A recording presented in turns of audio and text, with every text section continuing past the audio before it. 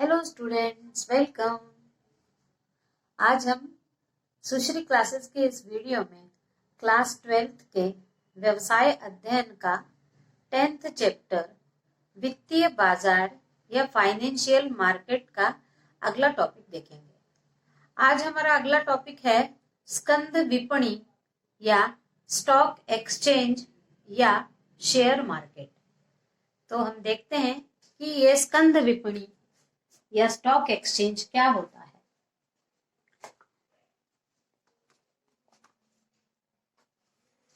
तो जिस प्रकार वस्तुओं के बाजार में वस्तुओं का क्रय विक्रय होता है, उसी प्रकार प्रतिभूतियों का क्रय विक्रय प्रतिभूतियों के बाजार में होता है, अर्थात स्कंद विपणी में होता है।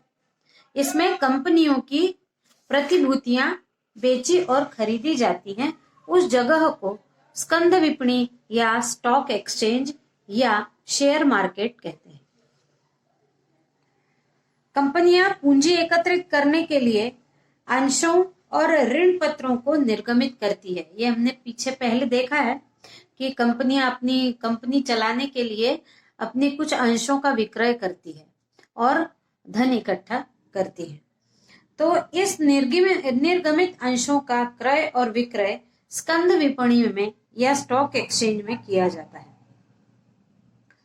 यदि कंपनी के अंशों का मूल्य उसके अंकित मूल्य से ज्यादा है तो ये माना जाता है कि कंपनी और राष्ट्र दोनों ही आर्थिक उन्नति कर रहे हैं। अब विश्व में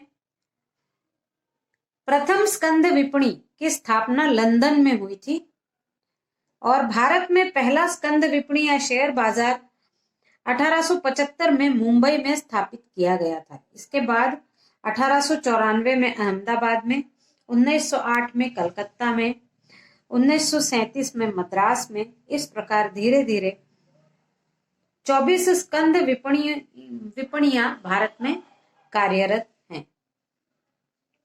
अब हम देखते हैं कि स्कंद विपणी में होता क्या है। तो ये शेयर बाजार है और ये सरकार के द्वारा मान्यता प्राप्त होता है। यहाँ निजी, सार्वजनिक, सरकारी, अर्ध सरकारी कंपनियों द्वारा निर्गमित प्रतिभूतियों का क्रय विक्रय किया जाता है। प्रतिभूतियों में अंश यानी शेयर्स, ऋण पत्र, बंध पत्र, इनको सम्मिलित किया जाता है। क्रय विक्रय की जाने वाली प्रतिभूतियों का स्कंद विपणी में सूचीबद्ध होना अनिवार्य है। यानी कभी भी कोई भी कंपनी स्टॉक एक्सचेंज में आकर अपनी प्रतिभूतियां नहीं बेच सकती, पहले उनको सूचीबद्ध करना पड़ेगा स्टॉक एक्सचेंज में अपनी प्रतिभूतियों को, उसके बाद ही उनका क्रय विक्रय किया जा सकेगा। स्कंद विपणी स्वयं अपने लिए न तो प्रतिभूतियों को क्रय करती है और न ही बेचती है। स्कंद विपणी का कार्य मात्र क्रय विक्रय नियमानुसार करवाने में मध्यस्थ की भूमिका है। ये स्वयं के लिए नहीं खरीदते हैं प्रतिभूतियां, ये केवल मध्यस्थ का काम करते हैं, एक से दूसरे को देने का काम करते हैं। इस स्कंद विपणी को शेयर बाजार, प्रतिभूति बाजार, अंश बाजार या सट्टा बाजार, इन नामों से भी जाना जाता है। अब हम इसकी परिभाषा देखते हैं। पाइले के अनुसार प्रतिभूति विनिमय वह बाजार या स्थान है जहां पर सूचीयन प्रतिभूतियों का विनियोग अथवा सट्टे के लिए क्रय विक्रय किया जाता है। अगला हमारा टॉपिक है स्कंद विपणी के लक्षण या विशेषताएं। पहला है संगठित बाजार। तो स्कंद विपणी एक संगठित बाजार होता है।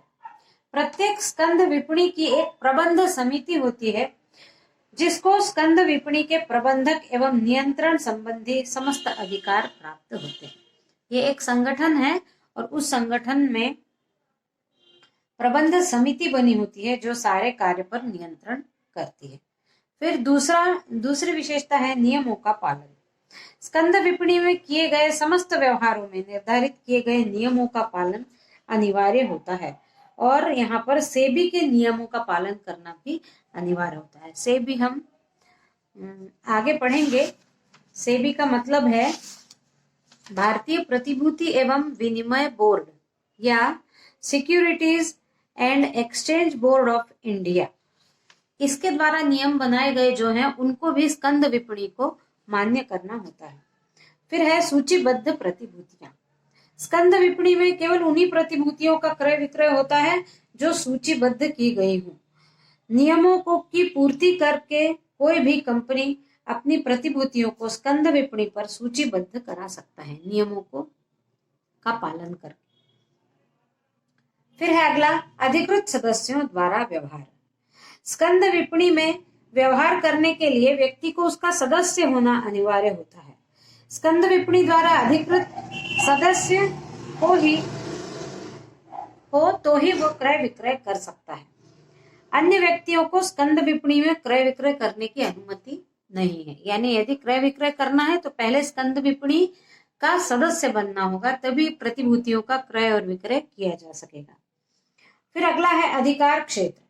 प्रत्येक स्कंद विपणी का स्वयं का सुस्पष्ट भौगोलिक अधिकार क्षेत्र होता है। फिर द्वितीयक बाजार। पूर्व निर्गमित प्रतिभूतियों का ही क्रय विक्रय होने के कारण स्कंद विपणी को द्वितीयक बाजार भी कहते हैं। यहाँ पर प्राथमिक पहली बार में प्रतिभूतियां नहीं क्रय विक्रय की जाती हैं, दूसरी बार की प्रतिभूतियां क्रय विक्रय की जाती है, इसलिए इसको द्वितीयक बाजार भी कहते हैं। फिर हमारा अगला टॉपिक है स्कंद विपणी के कार्य। तो स्कंद विपणी का पहला कार्य है बचत को प्रोत्साहन एवं प्रवाह। स्कंद विपणी नागरिकों की छोटी छोटी बचतों को प्रोत्साहन देकर निवेश करवाती है, निवेश करने के लिए आकर्षित करती है, और फिर जो निवेशकों से आय प्राप्त होती है उसको औद्योगिक संस्थाओं को वित्त उपलब्ध करवाती है। यानी स्कंद विपणी जो है वो छोटी छोटी बचतों को नागरिकों से लेकर उद्योगों के लिए प्रवाहित करती है। फिर अगला है तरलता।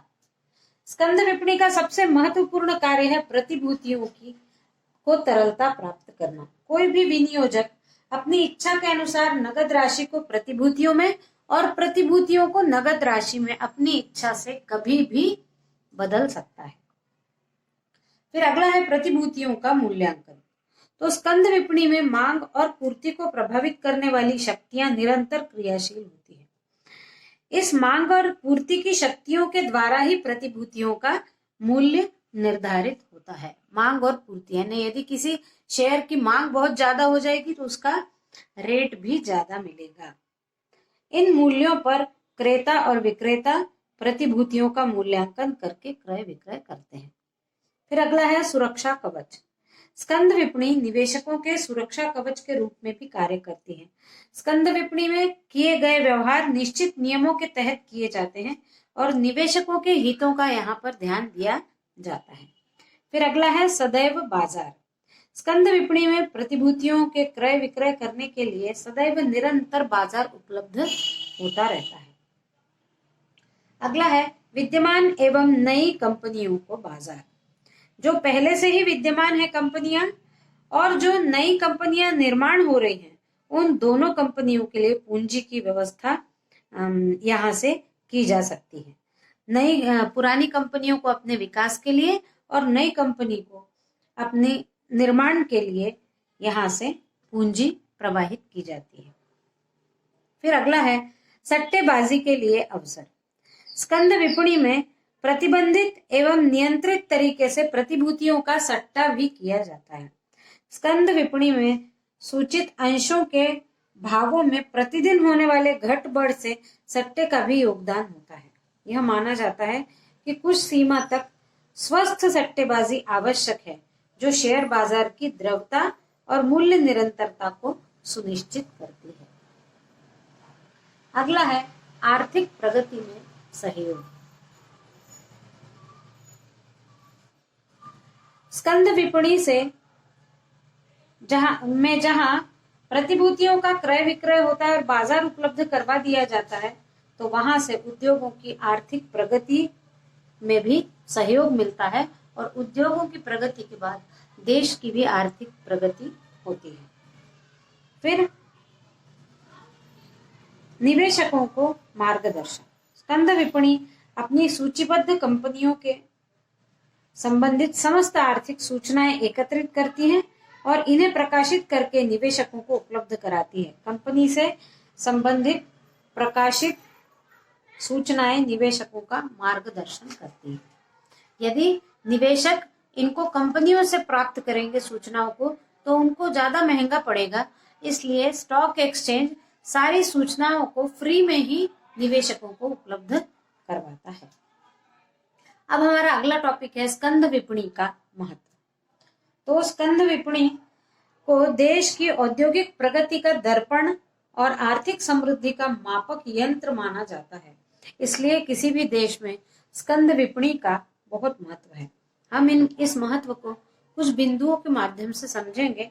पहला है बचतों का सदुपयोग।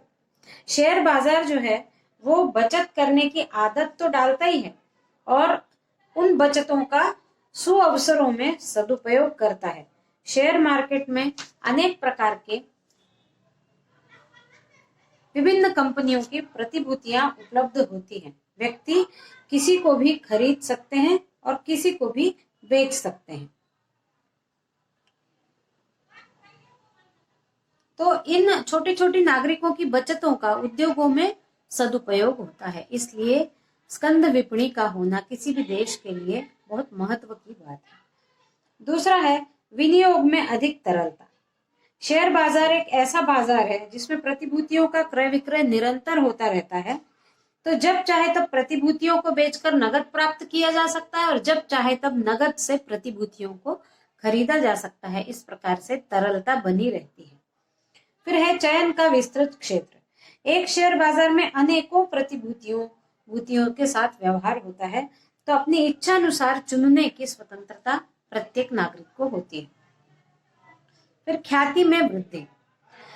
जो कंपनियां होती हैं वो अपने शेयर्स को सूचीबद्ध करती है जब स्कंद विपणी में, तो जिन कंपनियों का सूचीबद्ध हो जाती हैं प्रतिभूतियां, वहां सूचीबद्ध करना यानी किसी भी कंपनी की ख्याति में वृद्धि होना है, क्योंकि वो सारे नियम को देखते हुए और कंपनी की आर्थिक स्थिति को देखते हुए ही वहां पर सूचीबद्ध किया जाता है। इसलिए यदि किसी के शेयर मार्केट में सूचीबद्ध हैं तो वह कंपनी ख्यातिवंत है। फिर देश की पूंजी का उत्तम उपयोग।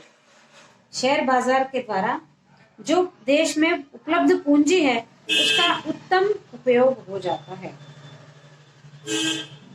फिर है विस्तृत बाजार क्षेत्र। सूचीबद्ध प्रतिभूतियों का अधिक क्रय विक्रय होने के कारण उनका क्षेत्र व्यापक हो जाता है और इसका प्रभाव ये होता है कि बहुत बड़े क्षेत्र की कंपनी का परिचय हो जाता है। फिर अगला है निवेशकों के हितों की सुरक्षा।